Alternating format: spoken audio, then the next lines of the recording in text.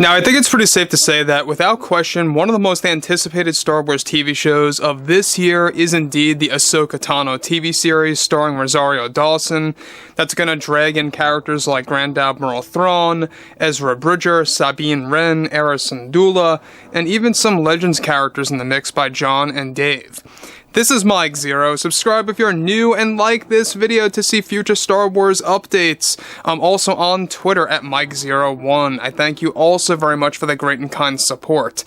Now that brings us to what Lucasfilm has been up to lately. We all know that Lucasfilm is a very busy company right now between the Dial of Destiny and upcoming Star Wars projects, be it movies and/or TV shows and all the like.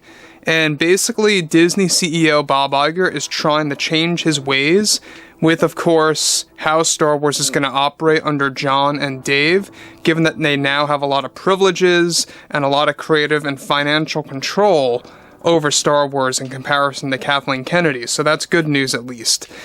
Now, one thing that Lucasfilm is and has been doing for the past couple of months now is they really have been paying attention to the fan base more, specifically fans on social media and fans in, of course, real life, and really kind of getting a lot of fan reception and taking that actual fan reception to really focus on what they need to do to satisfy the fandom. Now, one major thing that they recently greenlit is very actually important and exciting for the fan base around the world, because it does involve something substantial to do with the character of Luke Skywalker, and exactly how the character is going to be expanded in a very significant way in an upcoming Disney Plus project that you're going to be hearing about next year. So let's tap right into all of this. Now, with that being all done and said, of course, with John and Dave now beginning to develop multiple Star Wars projects at the same exact time again. However, it's noted that currently Lucasfilm is putting together a very special project that is set to make many fans around the globe happy, that has to do with Luke Skywalker himself. A new series dubbed Jedi Knight is set to focus on Luke Skywalker and the lives around him and the conflicts he will face, that is set to go into development sometime in 2024. This project was greenlit behind the scenes after Favreau and Filoni have been paying close attention to the fans about a Luke Skywalker focused series that would actually be set in between episodes 6 and 7. The plan by Lucasfilm is to make this into an anthology show, where each episode will be its own story. This way fans can actually watch it out of order. The plan is for Mark Hamill to narrate the series over his stories as a young adult, where the plan by Favreau and Filoni is that the older version of Luke is narrating the events of his young life after Return of the Jedi. So let me stop right here for 1 second. This is a very excellent format of how you create a Luke Skywalker focused series. You're getting both the old version of Luke, off screen at least, narrating his past life as a young adult, like I say, between Return of the Jedi and The Force Awakens, and you're also going to have Mark Hamill involved in creating this young version of Skywalker again, just like how he was involved in Book of Boba Fett and Mando Season 2, to guide the fill-ins on how to make Luke prominent. Now, the thing about this that's very exciting too is that they're going to be using it as an anthology series. Now, the only anthology series that we have gotten so far under Lucasfilm, technically, of course, you also have another one, Star Wars Visions, but that's not considered canon. But the one that is canon is Tales of the Jedi. And in fact, they are working on a Season 2, believe it or not. That's actually moving along very well. But Tales of the Jedi is an anthology show. Each episode is its own story.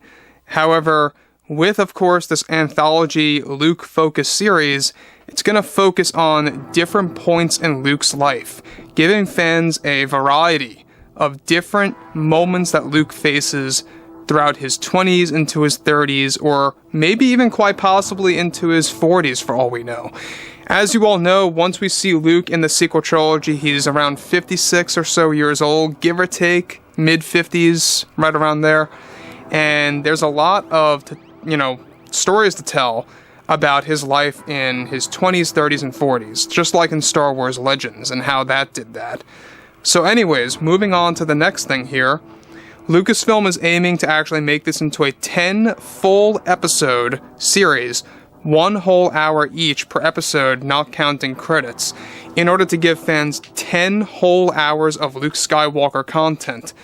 The notes that have been created by Favreau and Filoni already involve beginning, of course, to insert young Ben Solo into the equation, as well as the adult students of Luke, such as Kyle Katarn and others coming in from Legends.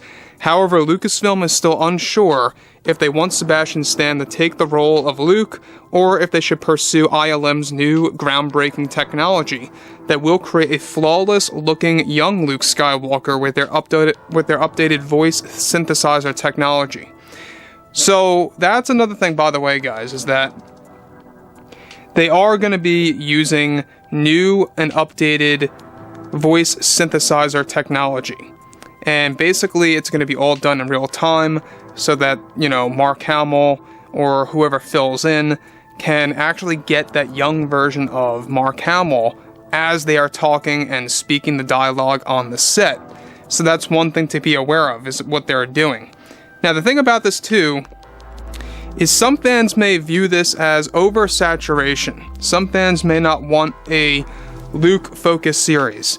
Now, I can see some people's point on that, where maybe Luke should be used sparingly, but I don't believe so at this point. I think that we're so long overdue for great Luke Skywalker material that we have been promised to actually, get in the sequels that were a complete lie by Kathleen Kennedy. She never really respected the character. Now you have Favreau and Filoni really respecting the character in full glory. So, as long as they give us a good variety of episodes where each episode is going to stand on its own, in which it will, and it's going to give us different plateaus of Luke, different levels of him as a Force user or even as a Jedi or a Jedi Master at that, it's going to be a very interesting thing to watch. Now, again, they're not going to plan on going into production for this until 2024, next year. Right now, they're in the early development phase. They're doing a lot of notes. They're getting their brainstorming ideas together to make this thing happen. It is happening. It's moving forward. It's been in early development, technically speaking, for well over a year. But now they have pre-production set for 2024. So that means they're gearing up for Luke to come back in other Mando spin-offs before they move over to this Jedi Knight quote-unquote series. So anyways, you can see what they're trying to do. They are fully trying to utilize the character of Luke and how John and Dave can create endless stories of really kind of inserting Star Wars Legends and making that prominent in the franchise again. And that's one thing that I think a lot of fans have been asking for years upon years. Thankfully now that is happening. So, with that being said, guys, I'm very much intrigued to hear what you guys have to say about all of this below in the comments. And if you guys did enjoy the content for today, make sure to drop a thumbs up on this video to support the channel. I thank you all so very much for the kind support, and I'll catch you guys next time.